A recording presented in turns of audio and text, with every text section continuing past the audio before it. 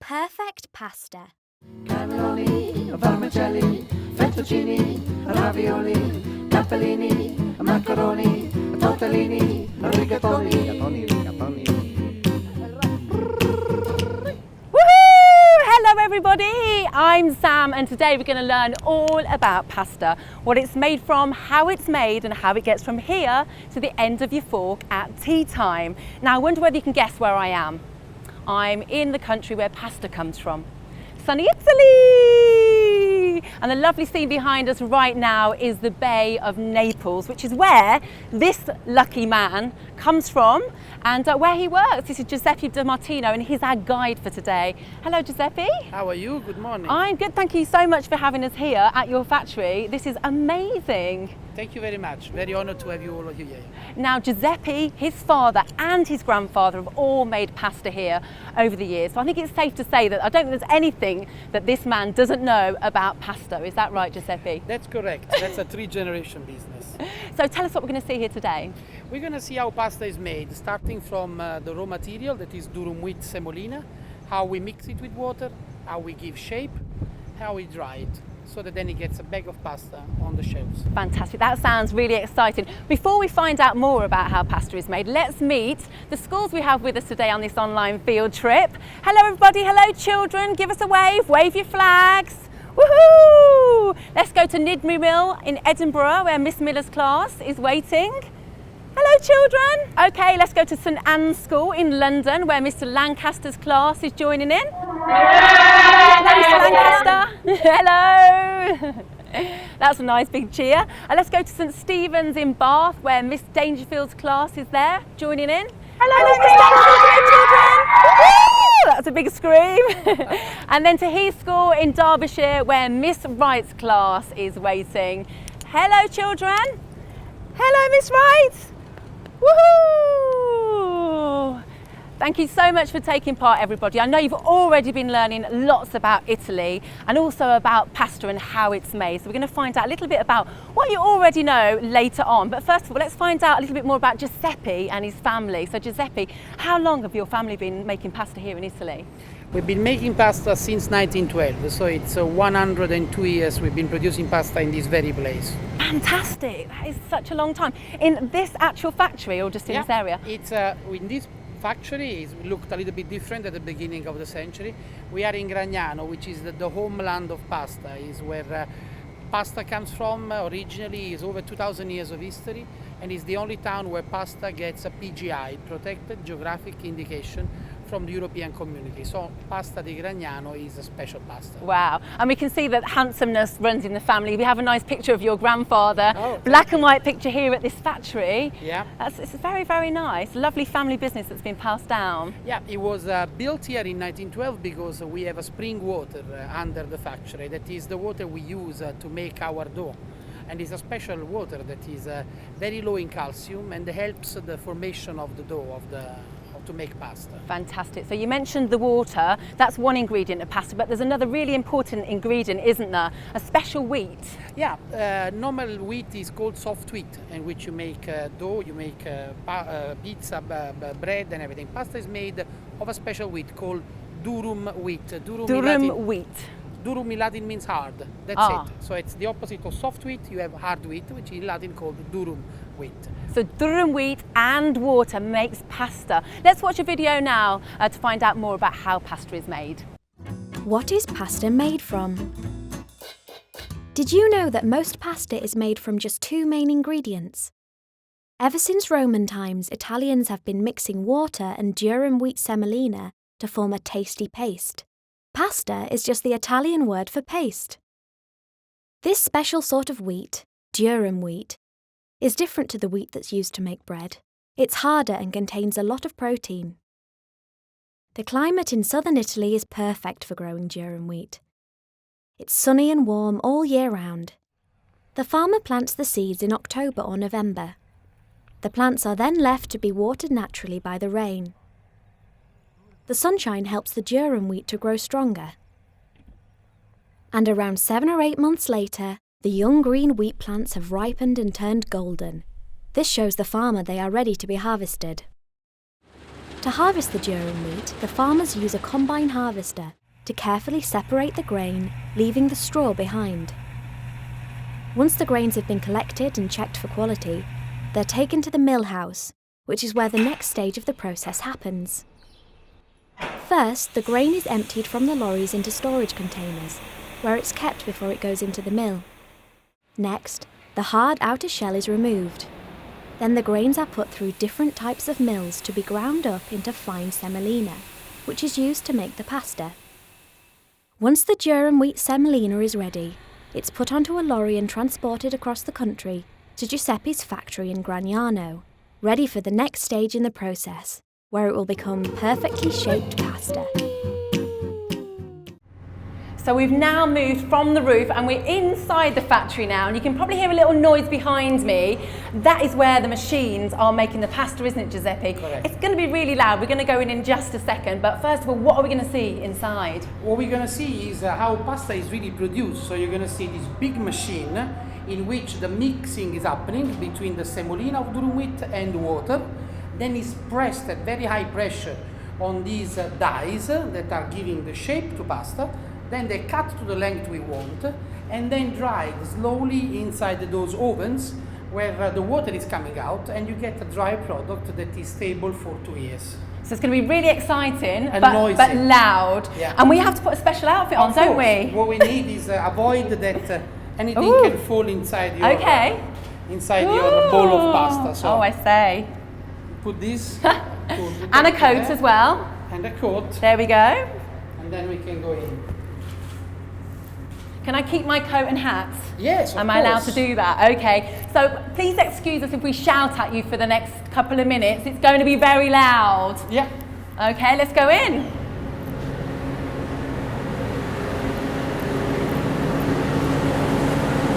In we go. Okay, what can we see here then, Giuseppe? What we see is basically the mixer that is up there.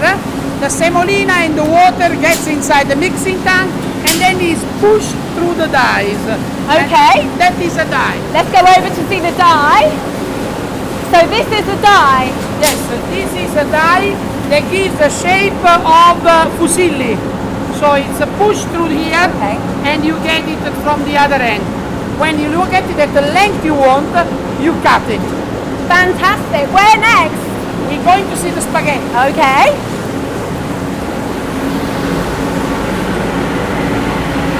Spaghetti, wow.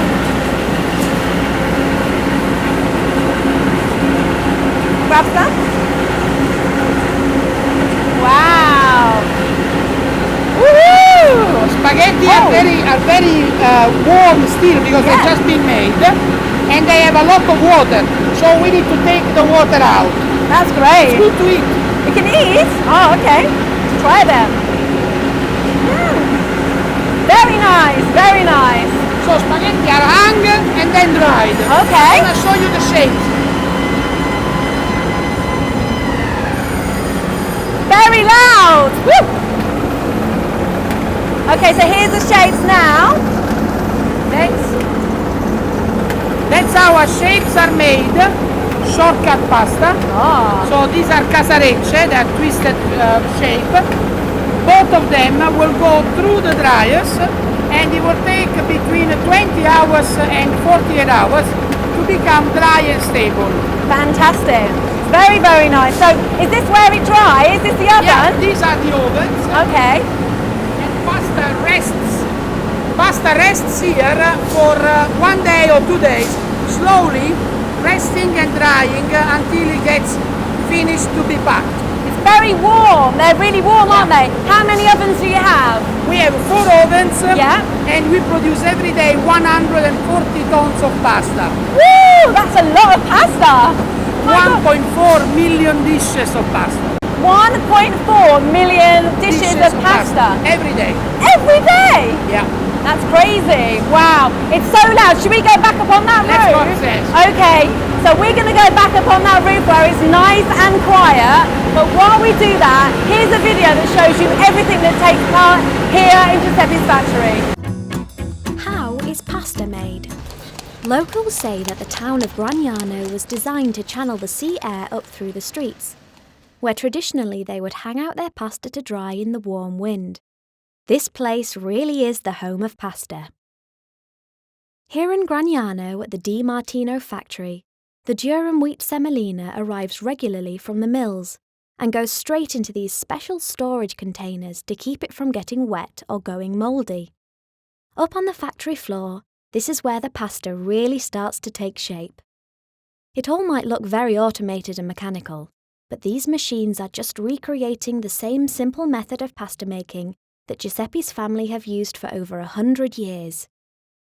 They just make it all a bit quicker. The first step in making pasta is for the semolina to be thoroughly mixed with water. After the semolina and water have been mixing for a little while, they turn into a paste or dough. Next, this squidgy pasta dough is put through moulds. Different types of moulds will give different shapes. As the dough comes through the mould, it takes shape. At this point, it will still be soft, so it now needs to be carefully dried. They hang up the fresh pasta to help keep its shape while it's drying. Once it's dry, the pasta is ready to be wrapped and boxed. Next, it's put onto a lorry and shipped to the UK by boat. 1 week later, it'll be ready and waiting on a supermarket shelf near you.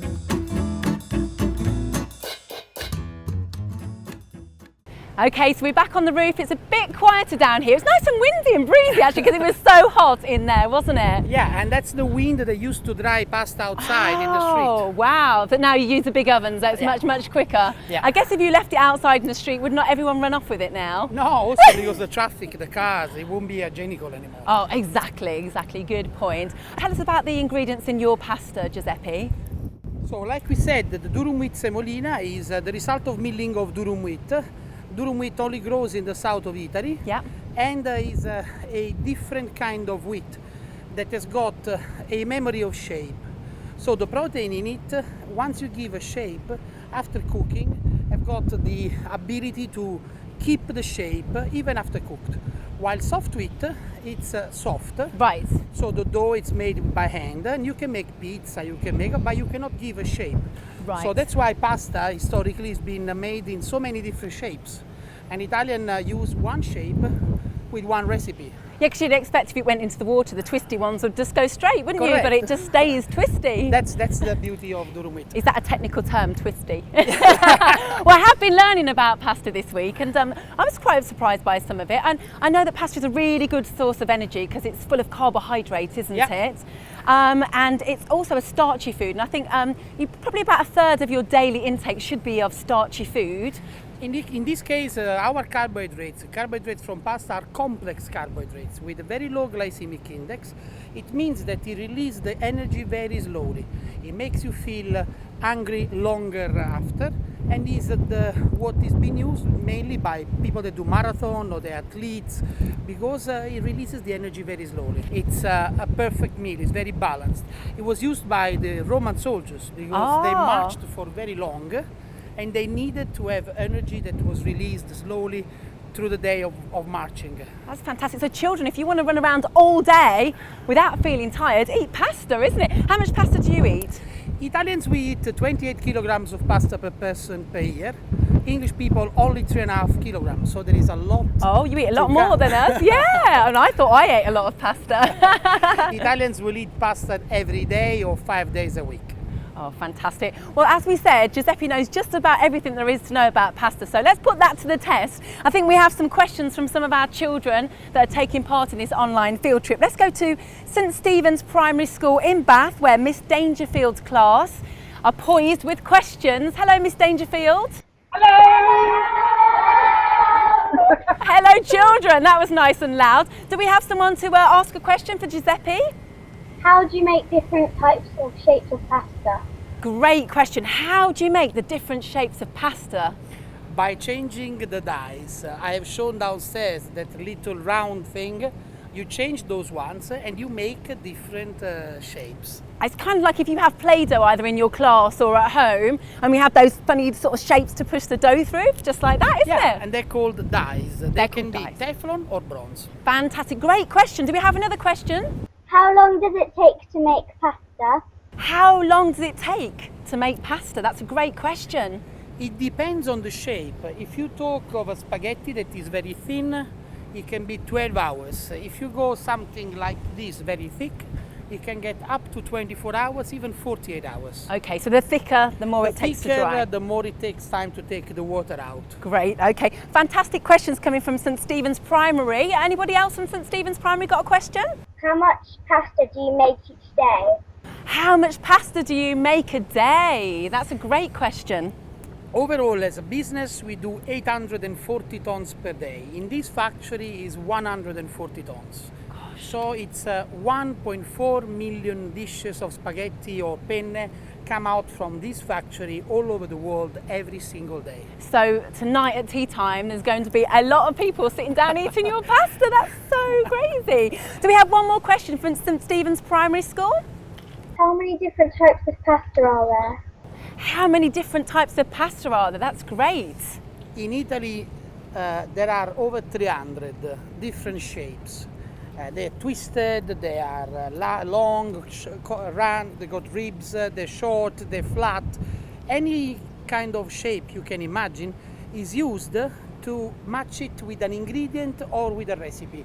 So in Italy we have spaghetti with tomato sauce, penne with arrabbiata, linguine with clams, and you don't cross it. You know, it's a science. Yes. So children, next time you're in the supermarket and going around by the pasta section, don't just grab spaghetti, just take a look at all the shapes and sizes. They will do now because they know a lot about pasta, don't they? Let's go to thank you so much, St Stephen's Primary. They were great questions. Let's go to St Anne's School now in London, where Mr Lancaster's class is waiting. Hello, Mr Lancaster. Hello. Hello. Hello, children. Okay, do we have someone with a question for Giuseppe? What's the most important thing you need to think about while making pasta? What's the most important thing you need to think about while you're making pasta? Great question. It's a lot of little details, but the quality of the raw material and the time you need to give to dry, to rest in a proper and natural way are the most important thing. So you shouldn't rush it? No, you don't have to rush it. Otherwise, pasta becomes very fragile. It breaks when you cook it, or it doesn't taste good. It's too chewy or it's too gluey. Pasta has to be al dente. Al dente, yes, I knew that one. Okay, let's get another. There's only a few of you, so you can all ask questions. So who's next? Do you use different ingredients to make different kinds of pasta? Great question. Do you use different types of ingredients to make different types of pasta? That's a very good question. Yes. For spaghetti, you need to use a particular kind of semolina that has got more strength to resist the fact you are twisting it. On the penne or the conchiglione, you need another kind of quality that is also the look, but also the ability to keep the shape round or to keep the ribs. It's important that during the cooking, the protein holds together the starch. So, but depending on the shape you use. And for example, for green tagliatelle or for other kind of product, you will use spinach, for example, or tomato to give a red color to pasta. Fantastic. Who do we have next, Mr Lancaster? How many packets of pasta do you make every day? Yeah, how many packets of pasta do you make every day? You make around 200,000 bags of pasta every single day. So it's in terms of space, you need to imagine that is more or less 600 cubic meters. So imagine a factory, this factory, every day we produce it in volume for pasta. That's crazy. So I'm looking across the roof of this. This is kind of the size of a football pitch, or maybe actually 2 football pitches put together, just to give you an idea of the size of this place and how much pasta is produced here every day. And where does it go to? All around the world? All around the world. In England is our biggest market, and a lot of English people love our pasta. And all over the world, USA, in Canada, in Japan, Korea, South America, South Africa, Australia, everywhere. Spreading the pasta love. Okay, Mr. Lancaster, who else do we have with a question? What do you think the score is going to be when England and Italy versus each other? A great pupil there wants to know what the score will be when England plays Italy in the World Cup. You know, the best is going to win. Hopefully we're going to watch it with a dish of pasta, so nobody will get... all friends. Yes, all friends. Yes. All friends until when it comes to football. Huh? Yeah, when it comes to football. Then hopefully we're going to see each other again at the final. Yes. Okay, let's get another question from Mr. Lancaster's class. At what age did you start making pasta? So what age did you start making pasta? Great question. Making pasta or Yeah, eating at pasta? what age? Both. You tell us both. I was born on the perimeter of the factory, so I've always been involved inside producing pasta. I was 2 years old playing with pasta, and so for me it's been from day one. But people come here to start the training courses when they're 16, 17, and they normally get a job after the school at 18, 19. You can eat pasta from the age of 3 months until you are 125 years old. Wow, yes. After, you need to look after it. Oh, fantastic. You mentioned playing with pasta. I'm sure that a lot of the children, when they were younger, or they maybe have used it in some art or craft way. Of course. So it's just so useful, isn't it? Not only just to eat, but you can do things with it as well. People, they do bracelets. or necklaces. Well, it's time to look at different types of pasta now, and in the classrooms, children, you should have bowls of pasta. So if you pass them around the class and take a look at all the different shapes and sizes and have a feel, and while you're doing that, we'll take a look at the pasta that Giuseppe's got here on the table. Okay, we have, those ones are very traditional. They're called paccheri. The translation in English are slaps. Oh. So because they're so powerful in their mouthfeel and how they taste, they are like a powerful slap on your face. So these are paccheri. Then we have bow ties or butterflies. We have a nest of tagliatelle. They are replicating a bird nest. We have fusilli, that is a twisted product. We have things like snails for soup pasta. Fusilli that are twisted. These are original because they replicate the curly hair of a princess that came to open the railway station here in Gragnano. They're called mafaldine. But also we have lasagne that are flat. Every shape was designed, and is designed for a recipe. These are conchiglioni. They're done filled, and you bake them, and they can be used also as finger food for your party, the dinner parties and cocktails. There's so many types of pasta. Over 300. It's great. It's amazing. You can have one a day for a year. You could. We've learned so much, all these different shapes and sizes of pasta. We've learned how the shapes are made, what goes into pasta. We've learned that having a little bit of pasta, throughout the week is very, very good for you. It gives you lots of energy. One thing we haven't done, Giuseppe, is learn how to make it. And I know that all the children would love to have a go at making it. So shall we have a go? Absolutely, let's go. Yeah. Okay, so here's our table. This is all the ingredients you need then, is it, to make pasta? Yes, there is nothing else that you need. Okay. This is the durum wheat and the soft wheat, just to give a different idea on the difference. When you mill this, so it means you break it, the semolina, which is this particular kind of flour, which is much coarser than standard soft wheat flour, that's what you use. And so let's do it. Okay. You move it inside the machine. You cannot do it with your at home because you need a lot of pressure. I will show you. But one ingredient, the semolina of durum wheat. You add a bit of water. The percentage is 33%, and then you mix it. And then, if you really want to have fun, you can do it with your hands. Oh yeah, get in there. Let me know if you need any water. I'll be your assistant. I know all the children are going, I want to have a go at doing that. It's the mucky bit that we love, isn't it? Yeah, absolutely. And this is the dough. It's never elastic like soft. So that's why it needs to go through the dye. That is... oh, okay, which makes the shape. And that's how it looks like when it's been mixed for a while. You see, it looks like crumble. It looks like the top of an apple crumble, doesn't it? It does, because that's how it should look. crumbly, very in a granular way, not elastic like a pizza dough. That's the big difference. Fantastic. Pushed through the die very hard. Hard means 110 bar, so it's only can be done by a machine. Great. And this was done even 5 centuries ago, always with the machine. And then once was the sun and the wind like today, drying it, and then instead now we have to put it inside those ovens that replicates the condition outside, and we dry it nicely and slowly. Easy peasy. Everything that Giuseppe's just said is on the website as well, so if it went a bit quick, you can recap on the website and give it a go yourself as well. Giuseppe, that's brilliant, thank you. We need to find out from you, Giuseppe, before we go, what's your favourite thing about being a pasta maker? Being a pasta maker like we are is a great luck. First of all, we eat a lot of pasta, that's the first luck, but we also travel the world and tell people the things we've been telling these lovely children, and understanding a little bit of Italian culture, which is made of passion for food, healthy living, and have a good life. Going around the world, these are the kind of things people like, and so we love to do it. You've got a good job, haven't you? You have got a good job. Let's find out from Miss Dangerfield's class what they've learnt today and what they've enjoyed. So let's go to St Stephen's in Bath. Are you there, Miss Dangerfield? Yes, we're here. Yes. Hello everyone! Hello children. So who would like to tell us what they have learnt about pasta today?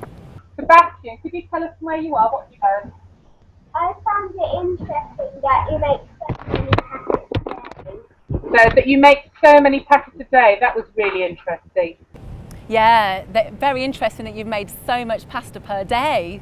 I find it hard to believe as well. Yeah, it's important that you produce 24 hours, 7 days a week, so that the temperature in the dryers in the oven don't go down and the quality is always high. And there are loads of pasta lovers, so we need to please them and produce more and more. And you work hard. Anybody else learned anything interesting from Miss Dangerfield's class? What have you learned? I there's loads of different types, and also how it's made. Yes. Maya didn't realise there were so many different types and didn't realise the different ways that you make the pasta, so she's learnt that today. That's fantastic, yes. So they didn't realise how many different types there were and the different ways that you make the pasta as well. I think we were all surprised by that. Yeah, this is the intriguing part. If you get involved and engaged, some of the packet have got on the front this shape best used with this ingredient. It's a good exercise because you have a variation on your diet. Italians eat everything, they eat seasonal products. So during the seasons we change shape, we change recipe, and you get something that is not boring. Pasta is not boring, no. It's exciting. No. So changing the recipe, changing the shape. Let's go to Mr Lancaster's class now. Let's go to St Anne's in London to find out what you children have learnt today and what you've enjoyed the most. I have learned what how you make pasta and what's in pasta. So that there's recent pasta and you also use water and how simple it is to make it. So I think that somebody really enjoyed learning how to make pasta. Was that right, Mr Lancaster? Yeah, that was Beth saying how much she enjoyed learning how to make pasta. Beth learned. So I think Beth's going to give it a go at home as well. Anybody else learned anything or enjoyed anything today? I've learned that it only takes 2 ingredients to make pasta. Fallon's learned it only takes 2 ingredients to make pasta. Yeah, you wouldn't believe it actually, but 2 ingredients to make pasta. Who'd have known? I thought it was a lot of ingredients. That's why it's healthy, that's why it's safe.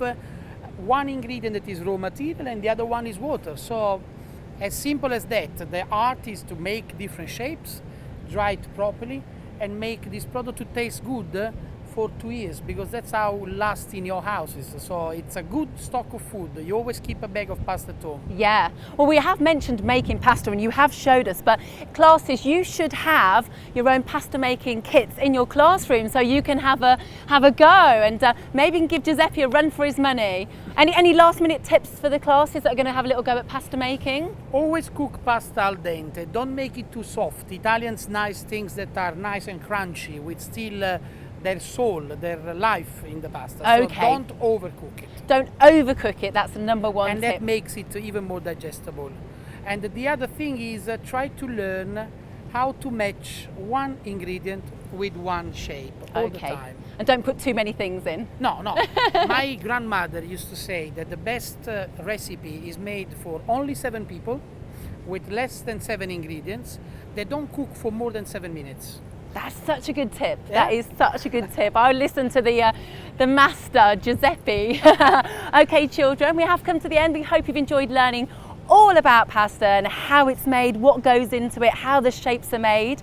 Don't forget, if you'd like to take part in a field trip, we can't fly you all the way to Italy, but we can take you to a local farm or a local store to show you how your food is made and where it comes from. All the details, you know, are on the website right now, so do get in touch. Thank you so much to our schools. Thank you to Nidri Mill School. Thank you to St Anne's in London and Mr Lancaster. Bye. Again, bye. And to St Stephen's in Bath, Mr Dangerfield's class. Bye bye everybody, thank you so much for taking part. We'll see you next time. How do we say goodbye in Italian? Arrivederci. Arrivederci.